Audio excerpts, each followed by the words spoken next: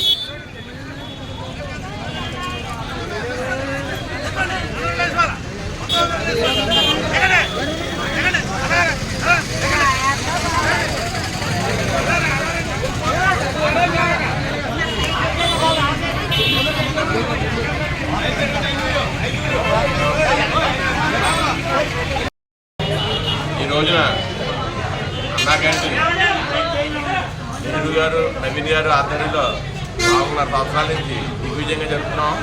ఈ రోజున మాకు ఈ అన్నదానానికి ఇచ్చిన ముసిరెడ్డి ఆంజనేయులు గారికి, అలాగే వారి కుమారులందరికీ కూడా మా నమస్కారాలు తెలియజేస్తున్నాం. ఇది ఈ రోజున జ్యోతుల నెహ్రూ గారు, జ్యోతుల నవీన్ గారు అన్నా క్యాంటీన్ అన్నది గత 5 సంవత్సరాల నుంచి కూడా నడిపిస్తున్నాం. మనకి ఇక్కడ కొత్తది కూడా అన్నా క్యాంటీన్ అంతా కూడా రెడీ అయిపోయింది. ఓపెనింగ్ కోసం వెయిట్ చేస్తున్నాం. ఓపెన్ అయితే 5 రూపాయలకే టిఫిన్, 5 రూపాయలకే భోజనం.